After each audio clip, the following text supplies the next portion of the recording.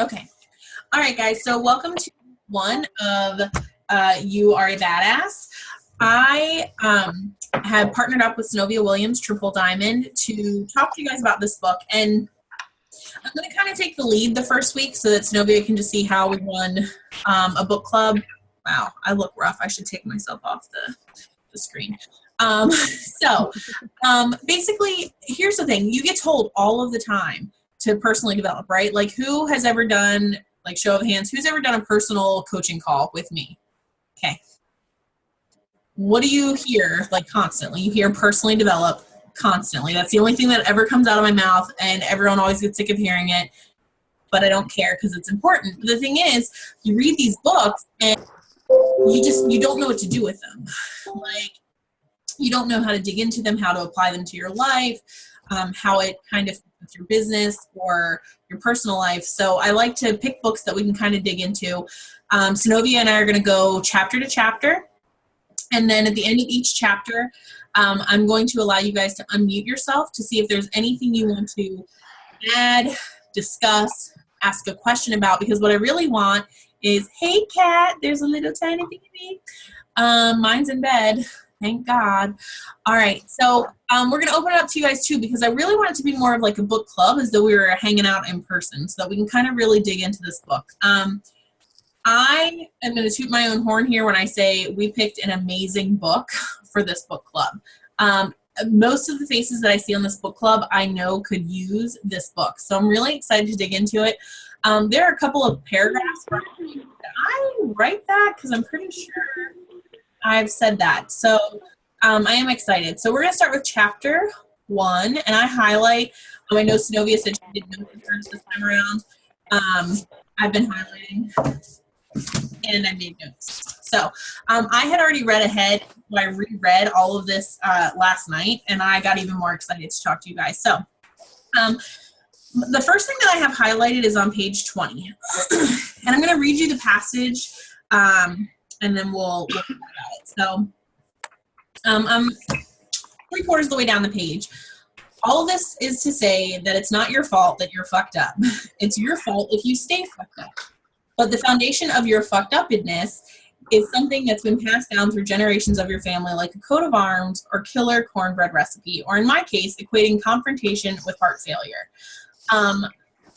I, first of all, loved all the F-bombs.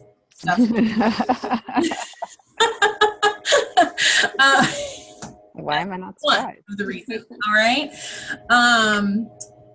The other thing I like is, prior to this, she had talked about going to buy a mattress, and she was too embarrassed to tell the guy to get off the bed with her. And I think that it's important you guys know that, you know, you weren't born to be afraid of some of this stuff. You weren't born to be afraid of confrontation. You weren't born to be afraid of no. You weren't born to be afraid of success. You were taught this. And so a lot of times when I struggle with things and I look back, I'm like, why am I so afraid to say, and I know that Synovia has similar thoughts, but when I look back and I think, why am I afraid to say that I'm worth Black Diamond? Like, why am I so afraid to claim $100,000 a month?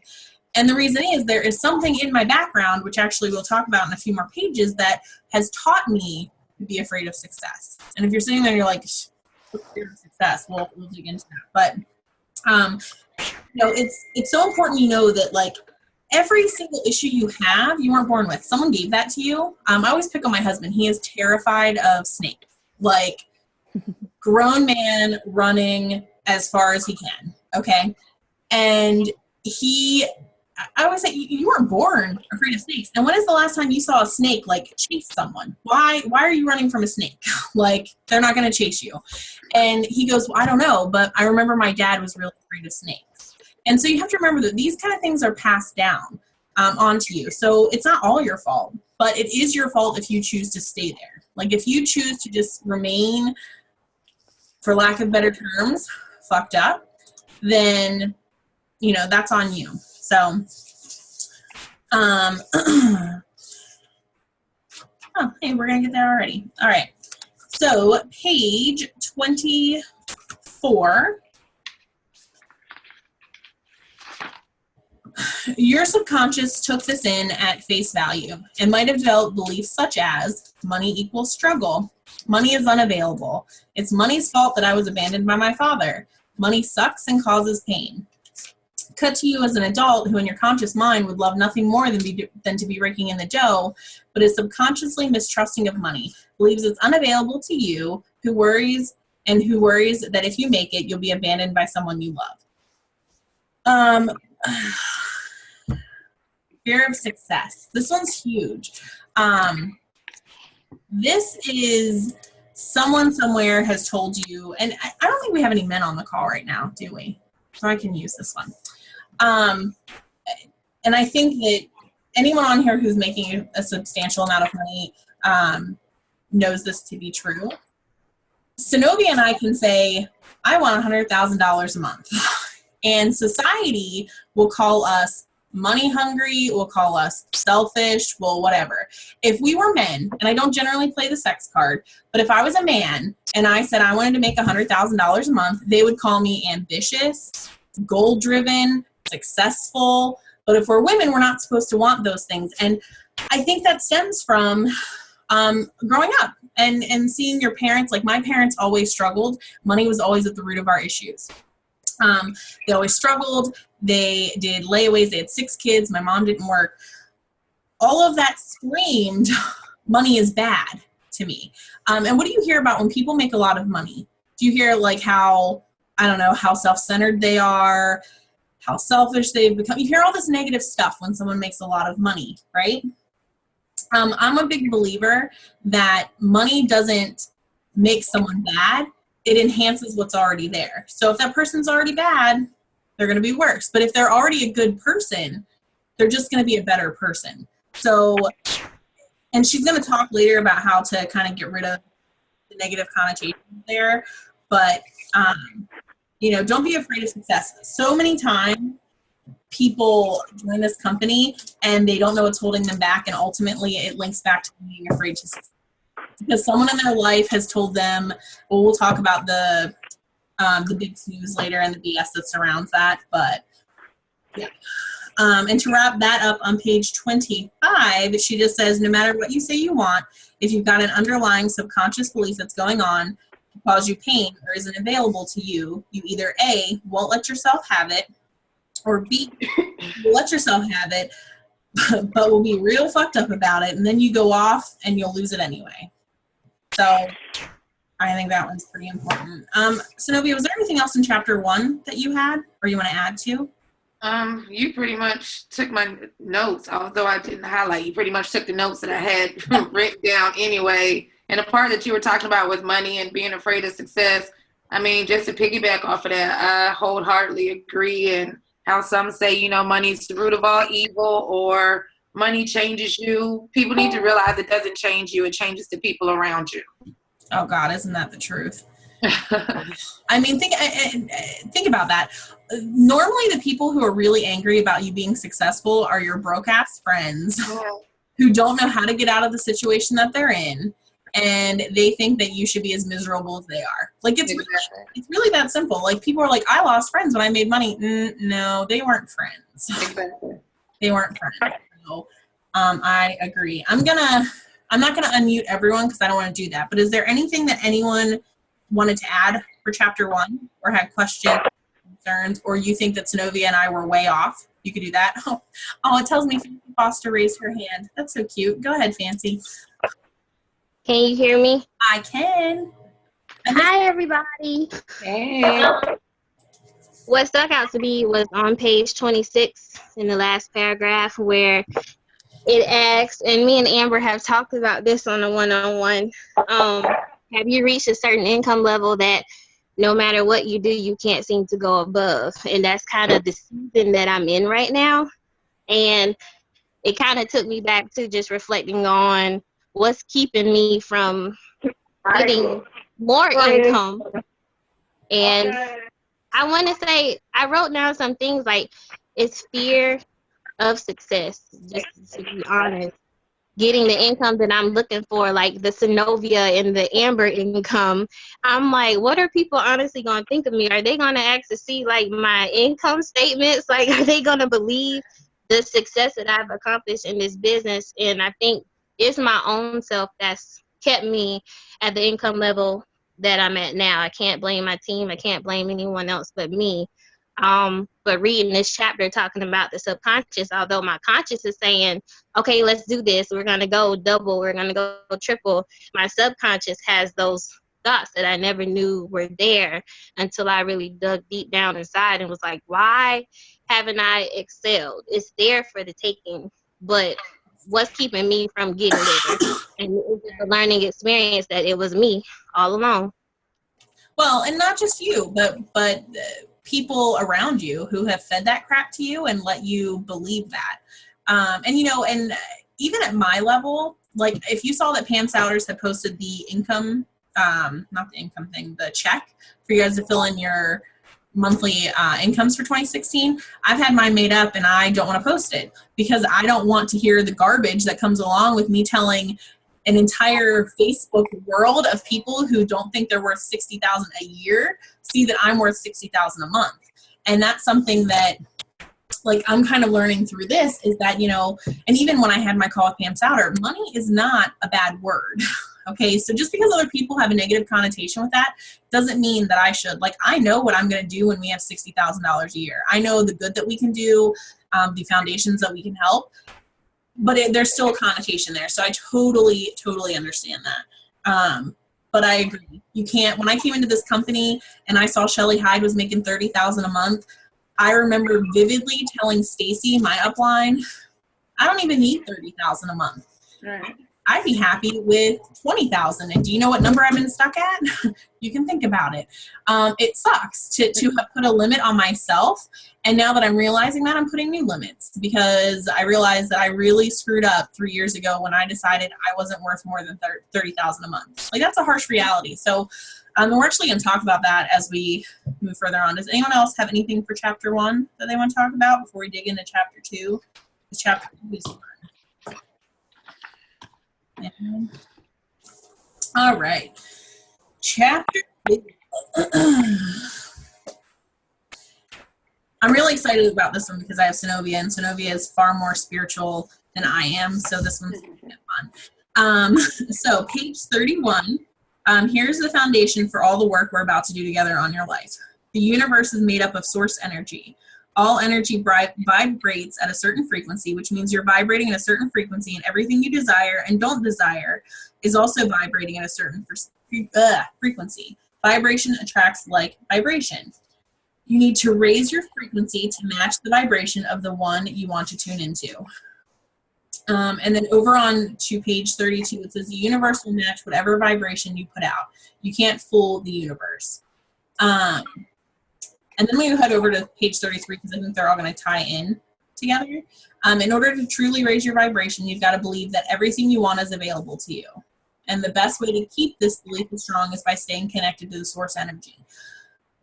So I'm going to tell you briefly what this kind of means to me and what I've been doing to plug into source energy, or in my case, God. And I know that that's not something for everyone.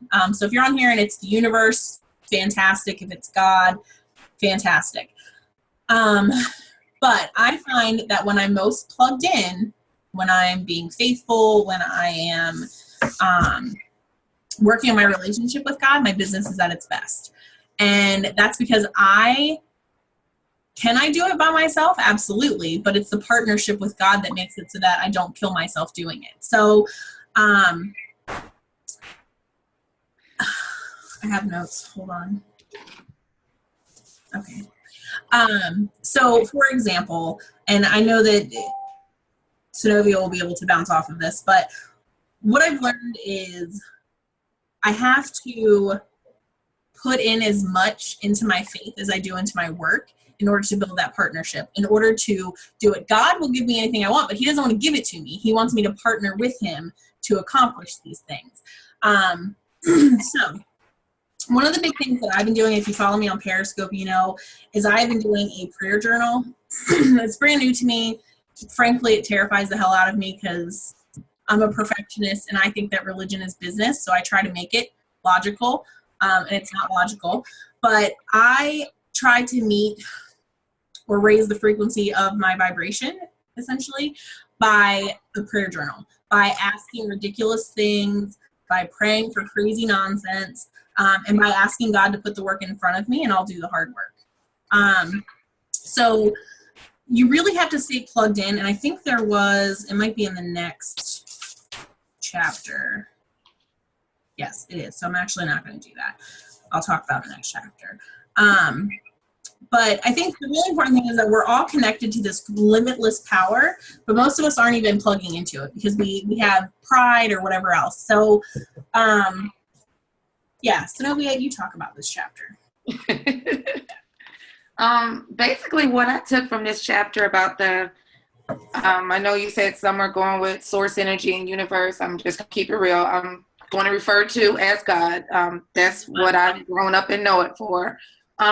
Basically, it's all about, your cup. And I teach my team this all the time, like what you fill your cup with. So if you're taking positive things in all the time, you're filling your cup with positivity. That's the same thing you can dish out to the world and to others around you. But when you start being around those that are negative and envious and jealous and just bad things, once again, when you start filling your cup with those things, those are the same things that we are what we attract. We attract what we are. So if it's positive, those are the things you're going to put out. If it's negative, those are the things you're going to put out. Like at the end of the day, God is in control, basically staying connected with him. There are no limits in your life or in your business for the things that he can offer or the things that he allows. Basically, what else did I write on here? Release and let go of things that add no value to your life or no value to your business. Sometimes, basically, at the end of the day, the way I see it is like God already has the blessing prepared for us, whether it's a income milestone we want to reach or whether it's a promotion milestone we want to reach. Like all that is already there. He's just preparing us and molding us to be prepared to receive the blessing. Because the one thing you don't want is to receive a blessing sooner than you're supposed to, because it'll have you kind of straying away from God or resenting him or pointing the finger in your feelings about something. So he's preparing us, for the blessings ahead. If your blessing is, Amber, and I think you said, what was your income that you said you wanted? Maybe you didn't say. I didn't say. But what's funny is the number that I want isn't even the number I put on my check. Is that terrible? That's little. That's how real this is. I put $60,000 a month on my check, and I think that I'm worth $75,000. And the thing is, I was afraid to do that. Can you believe it? There's nothing wrong with that, because the reason you feel you're worth $75,000 is God implanted that into your heart. Like when we have those bogus, or like you say, those crazy, ridiculous questions that we ask, or those big blessings that we want, that didn't pop in our head by luck. Like he put it in our heart, and if we second guess it, or if we throw in a towel, or if we quit, that's almost like us telling him we don't have faith to believe that he's going to see us through that. So if it's in your heart, if it's in your mind, if it's in your head, whatever you want to call it, he put it there. He's going to, everything comes to pass. He's going to make sure he fulfills it. Like our God is not a liar. He fulfills his promises. This chapter here, this is the chapter that gave me life, because the F-bombs, I was like, yeah, I see why Amber picked this book out. But this one here with the source energy and everything, like this one here gave me life. I know, I hope everyone could take something from it. I mean, I know I did. Well, and I think, it's funny because the 75,000 for me is what's on my heart, but my head gets in the way. And it's kind of what you said, whether it's on your heart or your head, my head, that's where I'm like, oh, logically, so it comes to a point where you have to stop that. And I will tell you guys, if God's not your thing, okay, if you're faithless, if you're at a crossroads, I understand you should probably follow my periscopes, because I'm going to have all kinds of stuff digging into that. But what I will tell you is this: watch The Secret. And you don't have to, whatever. The Secret talks about the universe. And I will tell you that the minute I started believing in the universe and I started putting all this stuff out there, what I realized was I ended up getting connected with God by way of believing it was the universe. It eased me into it. And I think that's what she's doing with source energy here, is she's kind of, I mean, even my business coach says this, even if someone is not Christian, if they don't believe in anything, she's like, it's hard enough when someone believes in like nothing at all. She's like, but generally people believe in something. So you just have to build your spiritual foundation on believing in something. Because if you don't believe in anything at all, I mean, it's kind of a sucky thing to just have to believe in, I don't know what, the president. I mean, the president doesn't give me $75,000 a year. So, you have to find something, whether that's plugging into source energy, the universe, God, whatever it is. And so, and this, it sums up this chapter. On page 34, at the very bottom, it says, one does not discover new lands without consenting to lose sight of the shore for a very long time. This is about believing that we live in a loving, kind, and abundant universe instead of one's petty mean. And like other people more than it likes you. But my favorite, and this is where this chapter pretty much, like Zenobia said, kind of sealed the deal for me. This is about your faith being greater than your fear. Do you know that when I went presidential, I had a come to God, come to Jesus moment, and I messaged Kyler Pentecost, he was an atheist, and is now God-fearing, amazing. And he said, you know what the problem is here? Is you're not living faith over fear. And I was like, what? He's like, you're not living faith over fear. What are you believing in? What are you afraid of? Like, what's wrong?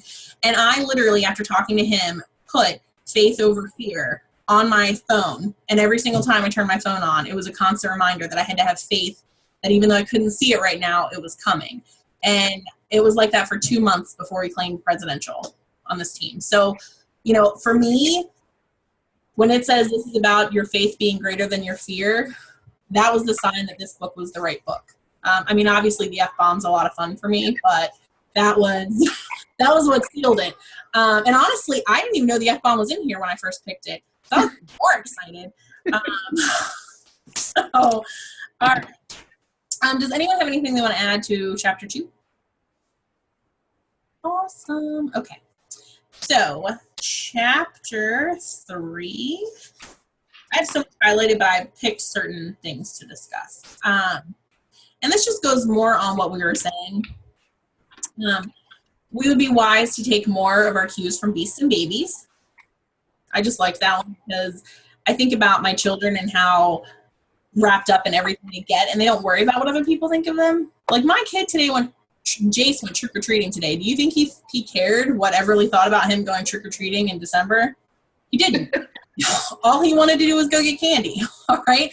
So he put on a fake costume and he went trick-or-treating. He doesn't care what other people think. He has these ridiculous dreams. He told me he's never moving out because he doesn't want to leave when he turns 8. Apparently we kick our children out at 8.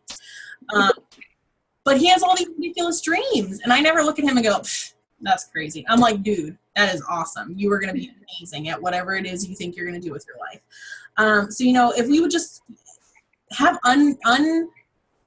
unshakable faith, it's kind of like animals. My dogs, I could be gone for weeks and come home and they just have an unshakable love for me. So, live your life that way. It's not the things and opportunities that we want in life. It's not that they don't exist yet. It's that we're not aware of their existence or the fact that we can actually have them. And this is where this kind of plugs into what Zenobia was saying. The more practice you become at being present and connected to source energy, the more available you are to download ideas and seize opportunities that you may miss out on, even if you're all wrapped up in the endless chatter in your head. When we get so wrapped up in our heads, we miss out on what's available to us right now in the moment. Stop and notice how you feel right now. Feel your breath moving in and out of your body. Feel the air on your skin. Feel your heart beating, your eyes seeing, your ears hearing. Notice the energy inside and outside of you buzzing. Shut off your thoughts and your connection to source. Breathe. Even if you have bone-chilling credit card debts or you haven't spoken to your mother in 6 years, right now in this moment, you can find space and joy in what simply is. Everything that we talked about, I find that I am more at peace when I'm plugged in, whether that's through my prayer journal, whether that's through praying at night before bed, whether that's sitting down and reading something that connects me. It's all about staying plugged in and being faithful in that. And I think, I mean, is there anything you want to add to that, Zenobia? I kind of feel like we talked about this when we talked about it. Right? Yeah, I mean, I kind of feel like that kind of just reiterates what we talked about in chapter 2. Like you said, staying plugged in, or how I may say, stay prayed up. I mean, because at the end of the day, once again, if, you know, you allow him to lead you or take full and total control, you know, everything else falls into place. And yeah, and for me, as a non-church goer, this doesn't scream you have to go to church. It screams staying plugged in and digging into your spirituality, whatever that is. It doesn't scream plugged in. To me does not mean necessarily going to church. It means sitting down with your spiritual book, your prayer journal. Even if you don't want to call it a prayer journal, I don't know what else you would call it. I feel like that's the only thing you can call it. But whatever, your dream journal, I don't know. But, you know, just stay plugged in and stay partnered with God, the universe, whatever you choose. All right, chapter 4, very first page, which is 41.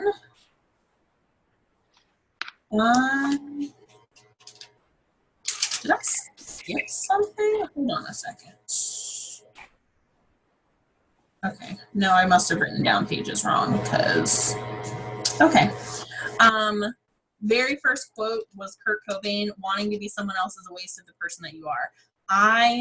I just had to just throw that out there because I love it. Wanting to be someone else is a waste of the person that you are. You were not created to live the life that Zenobia leads.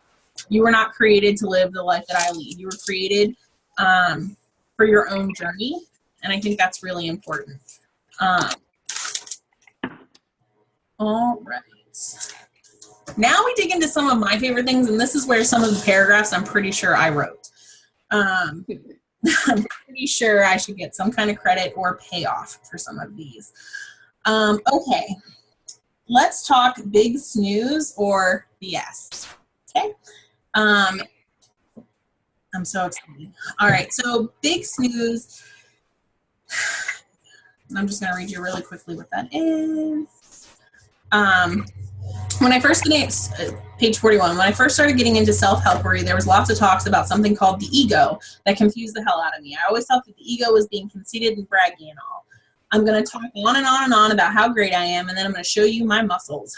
Meanwhile, even though arrogance and conceit, which are different from self-love and confidence, by the way, are part of the ego, they're not, as I later learned, the whole dealio. So I think it's funny because, and I know that Zenobia, because I can throw her under the bus here, I'm sure that she sees, like when she makes certain posts, I'm sure people are like, shh, she is so conceited. Really, she has self-love and confidence, which are very different things. And again, if we were talking men who made the same post, they'd be like, shh, that guy's awesome. But if it's a girl, it's ego and conceit. So there's a very big difference here. So she talks a lot about the big snooze and how people are kind of stuck in this big snooze mentality. So page 42, plus I think it's more appropriate since a leading cause of sucking, staying broke, dating morons, uncontrollably crying in public because we hate our lives, is that we haven't yet woken up to how truly powerful we are or how massively abundant our universe is. Page 43. We all experience life in varying degrees from both perspectives, and while I seriously doubt anyone's totally snooze-free, most people are so wrapped up in the BS that they're settling for realities that are way beneath what's available to them. We live in a fear-based society that loves to get all uppity towards people who wake up from the big snooze, blast out of their comfort zones, and follow their hearts into the great unknown. Oftentimes, these great leaps of faith is labeled as irresponsible, selfish, insane, until you succeed, of course. Then you're brilliant. This is because watching someone else totally go for it can be incredibly upsetting to the person who spent a lifetime building a solid case for why they can't be themselves, for why they can't themselves. So, I have so many notes. Okay, let me flip my page here. All right. I can sum all of this up in one thing for you guys. Actually, let me read the next thing and then I'll sum it all up for you. Still at 43. One of the first things you might deal with when you decide to wake up from big snooze and massive positive changes in your life is disapproval from other people who are snoring away, especially the people closest to you, as lame as this may sound. They may express their discomfort in all sorts of ways. Anger, hurt, bafflement, criticism, snorting every time you talk about your new business or your new friends, constant remarks about how you're not the way you used to be, brow furrowing, worrying, teasing, blocking you from all social media accounts, etc. Okay, this is something I learned a long time ago, and maybe Zenobia has even said this to me before. What other people say about you is none of your business. How they feel about you is not on you, okay? All of their negativity coming at you, not about you. It's about them and the way they're living their lives and the fact that they have decided that it's acceptable to live paycheck to 3 days before paycheck. And because you want out, that makes them uncomfortable. That is not about you. Not even a little bit. If someone complains about you posting on social media, not about you. It's about them. It's not because you're being annoying. It's because they're stuck. Not about you. You have anything to add to that thought, Zenobia, before I truck on? You hit the nail right on the head. Doesn't apply to you. People's opinions never pay my bills. You know, I always tell people I have tried to pay my mortgage with small-minded people. Wells Fargo does not accept it as payment, as it turns out. Absolutely. They may have hung up. I don't know. All right. And this comes to something that I've said more often than not. 44, I highly recommend you keeping your mouth shut around people who bring you down. Instead, seek out those who are already totally kicking butt or who are lifting up their foot to do so, or people who you know will be supportive and confide in them, because you'll have your own internal freak show to deal with and try to overcome objections with your own BS. You're already telling yourself in your head all of these things. So when someone else tells it to you, that in your mind makes it real. Don't talk to people like that. What's the phrase? Don't feed the something. I don't know. Don't feed the monkeys. I don't care what just don't feed. Oh, trolls. That's the word. Don't feed the trolls. I was about to say, what monkeys? You know what, Zenobia? I have looked at my computer all day. All right. Don't feed the trolls. Don't feed them. Don't give them crap to go on. All right. Don't give them reasons to snort at you or to give their opinions, because we don't pay our bills with opinions. Right. And get over your own BS. All right. I totally wrote my page numbers down wrong. All right.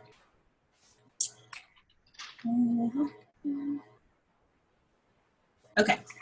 Page 46. The big snooze will do everything it can to stop you from changing and growing, especially since you're attempting to obliterate the very identity you and everyone else has come to know as you. That is when BS hits the fan. He got no one but 2 flat tires after leaving a coaching session with, so she goes into talking about, okay, so this is my favorite, and here's why. Every time we get onto something huge, and you can go universe, you can go big snooze on this. In my head, and I'm sure Zenobia will agree to some extent at least, in my head, BS is the devil. Like that, it's 100%. So every time you're onto something big, shit hits the fan, right? Every time you're on the brink of that next promotion, your car breaks down, I remember, like, I'll throw Kim Curry under the bus here. Like, when she first got started and she was really doing awesome, she was being really consistent, they were taking her camper somewhere, her truck broke down, like she ended up in Hagerstown. She wanted to have dinner with me. It was the one time in a million years that I wasn't even in Hagerstown. Like, when you're on to something big, all the shit hits the fan.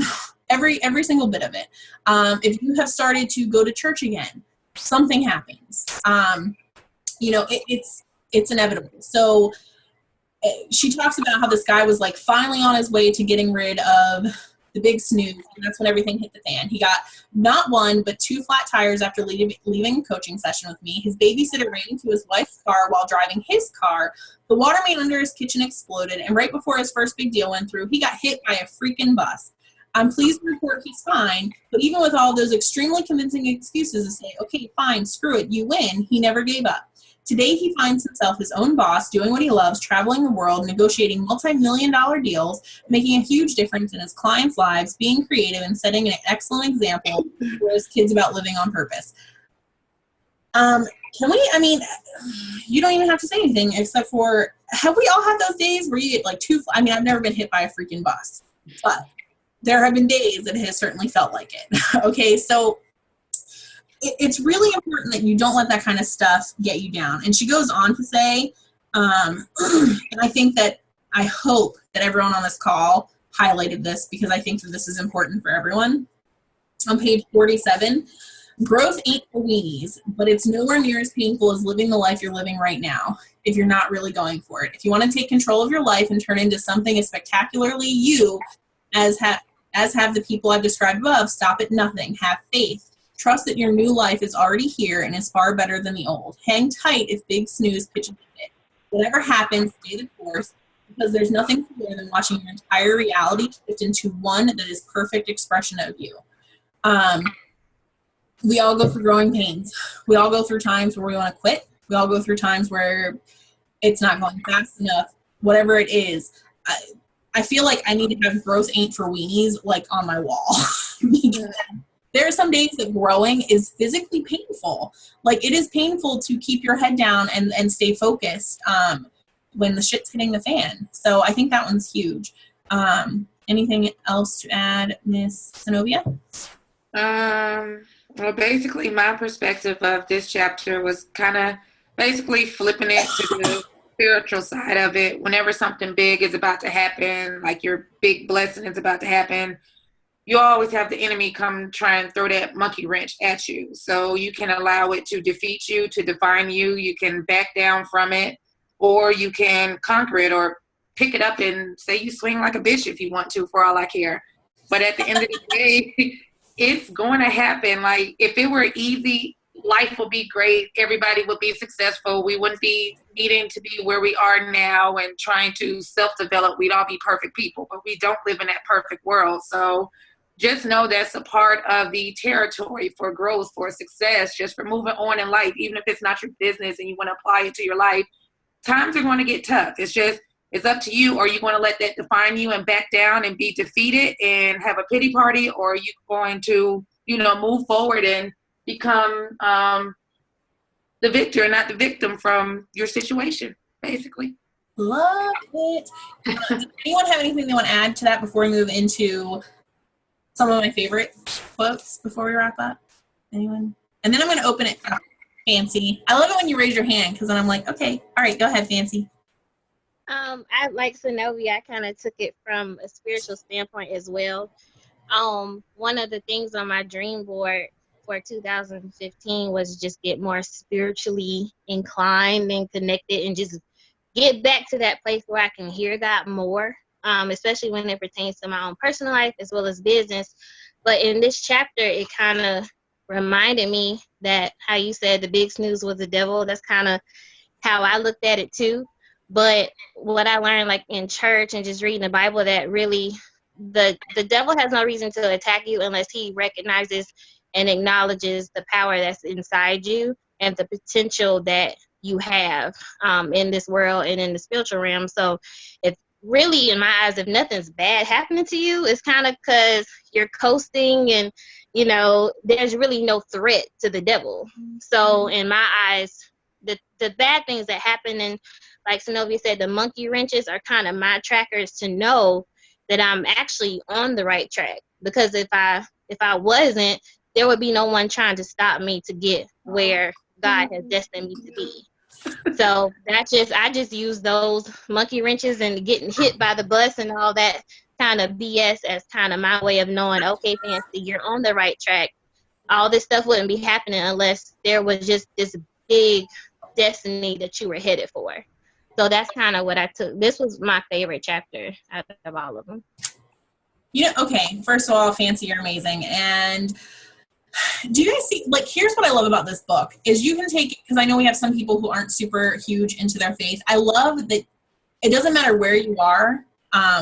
This book is awesome. There's a lot of truth that comes out of it. And coming from, and I know that Synovia, and I see Tammy, I think those are my only diamonds and above. I know they would agree with this. If it came easy, man, it wouldn't be as much fun. Like, not even because I like a challenge, and I do, but things that come easy, you just don't appreciate the same way. You just don't. If it was all handed to you, you would not appreciate the work that you put in, and you would not be able to say, you know what, I fought to get where I am. Like, no one wants to hear you just, like, everything got handed to you and it was cake. Like, I like to be able to tell people that I spend a lot of time, even now, in the trenches, fighting for where we are and where we're going. So, for me, and I might regret saying this later, but the devil or the big snooze or whatever else can bring it on. Like, I haven't quit fighting yet, and I don't plan on it anytime soon. So, however, if that affects the team as a whole because I just asked the devil to come on, I'm sorry. My bad. Okay. So, page 49, it's just as easy to believe we're as awesome as it is to believe we're giant sucking things. This is my favorite, one of my favorites. Takes the same amount of energy, the same amount of focus. So why do we choose all of the drama? I love that. Like, why? Just why? It takes the same amount of energy to believe that you're a freaking badass. So how about you worry about believing in that and less about how you suck at life? Okay, because if you think you suck at life and you verbalize that, guess what? You suck at life. Don't do that. No one wants to suck. All right. Page 50. You better all have highlighted all of this, but I'm just going to read it again because I think you need to hear it. You are a badass. You were one when you came screaming onto this planet, and you are one now.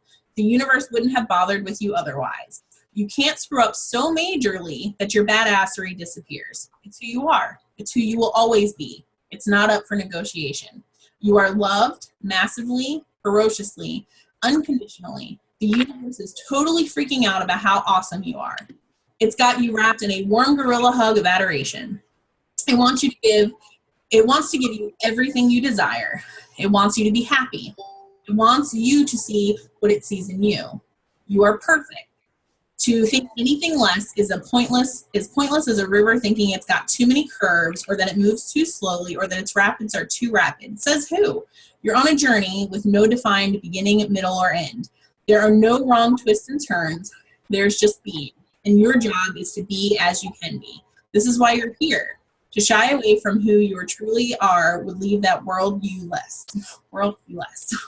You are the only you there is and will ever be. I repeat, you are the only one there is and ever will be. Do not deny the world its one and only chance to bask in your brilliance. And this is the one that's going on my wall. We are all perfect in our own magnificent, fucked up ways. Laugh at yourself, love yourself and others, rejoice in the cosmic ridiculousness. Yeah. I think it's important, like, when Fancy was talking about and Snowy was talking about the monkey wrench, like, there are days where I want to cry. Like, I want to cry because of all of the ridiculous crap that happens. We were just talking the other night when I was super giant pregnant with Jace. I had a big gallon of milk and I knocked it out of the fridge, and brand new gallon of milk all over the floor. And my husband was already cranky. And if you know Steve, I'm sure you can't imagine him cranky. And he cleaned all of this up, right, into our floor cleaner. And he goes to dump the floor cleaner gallon of milk into the sink. And I turned around and hit him with my belly and knocked it clean out of his hand. And we had to clean up a gallon of milk a second time. Okay. Instead of yelling, we had to laugh because what else? Like, it didn't do any good to be mad. And so when shit hits the fan in my house, sometimes I cry, but more often than not, I end up laughing because what else is there to do? We're still alive. My kids are always going to make me crazy. Sometimes you just have to rejoice in the ridiculousness that is this life. So that said, every time you doubt yourself, I want you to read the 2 paragraphs that start, "You are a badass and you are loved." Like, those 2 paragraphs are so super important. And we're going to talk next week about how to bring out your inner badass and how to do positive affirmations and stuff. But for now, like, even if every day you just sat down in the morning and read "You Are a Badass" and "You Are Loved," those 2 paragraphs, every day would be a much better day, because the more you say it, the more you believe it.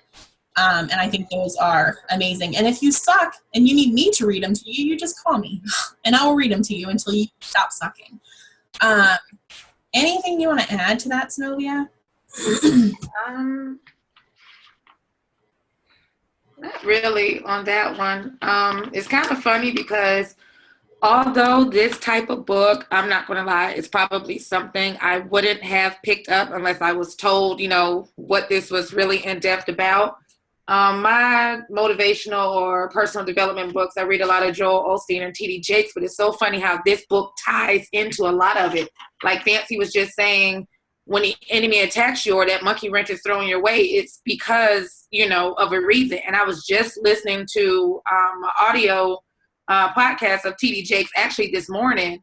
It was saying the enemy didn't attack you because you have no power. You're attacked because of your influence and basically knowing the power that you have within you. So it's just crazy how, like you said, regardless of your spiritual level or whether you're spiritual or not or just whatever, it still all boils down to the same thing that, you can take from this. It's awesome book. So. I think that's important. And, because I'm not like in the same level of my faith that you are, but I am learning that there are no accidents. And I don't think that it was an accident that I asked you to join me with this, because 1, you would have never picked it up, but 2, you're able to also turn it into a spiritual thing that I couldn't spin for some of these things. So I think that it's a good partnership, and I don't believe in accidents. I think that F-bombs and all are meant to have this book too. So does anyone have anything they want to add or shout out about? I don't know, how awesome the book is, how much you love, I don't know, me or Synovia, whatever. Kim Lewis, go ahead. Make sure you unmute yourself first, Kim. Let me unmute you.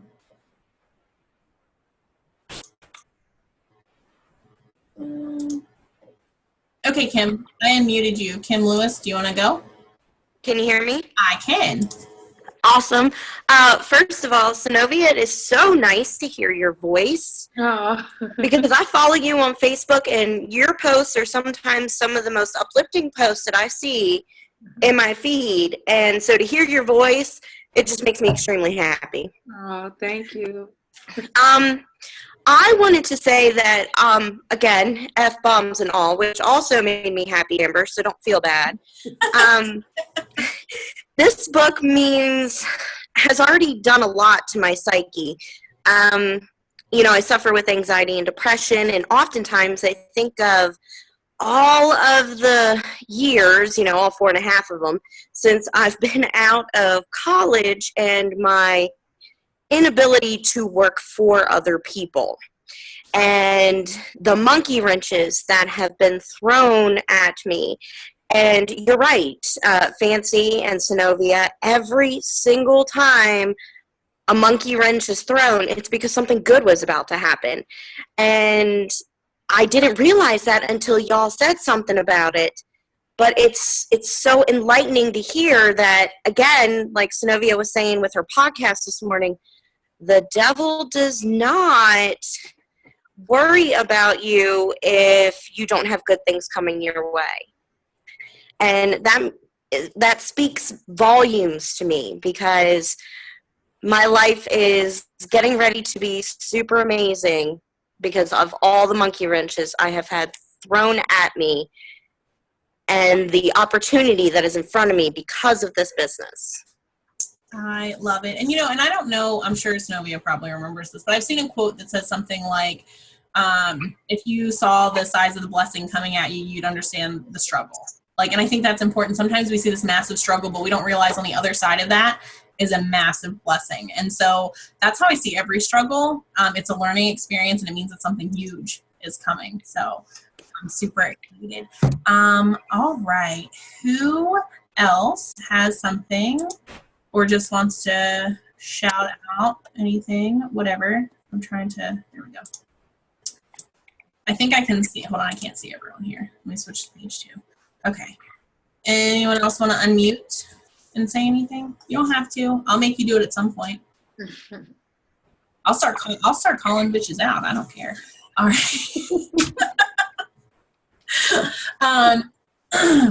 Since it's our first week, I won't call anyone out. But all right. So I hope you guys loved week 1. I have read ahead because I started this on the airplane and I just couldn't stop. A lot of this speaks volumes. So the next section that we're going to read is part 2, and part 2 is chapters 6 through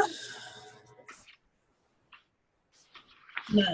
So chapter 6 through 9, so pages 52 to 83. So another short part, but this one's going to be big, and this one is going to be a lot of fun because we're going to talk positive affirmations, and we're also going to talk about things like meditation and that kind of thing. All things that I think I don't remember who had posted it, but they were like, oh my God, I have to learn to meditate. And I was like, dude, me too. So I'll be researching that kind of stuff too, and I've got some other books coming, but the next part is going to be amazing. So we are on again next week at 9 o'clock on Sunday, and we have 5 minutes before the family call, so hop off of here and get on the family call. It's the last family call of the year, so that has to mean something. All right, I don't know what it means, but it has to mean something. So get your badasses off here, and I will talk to you guys later. Bye. Bye.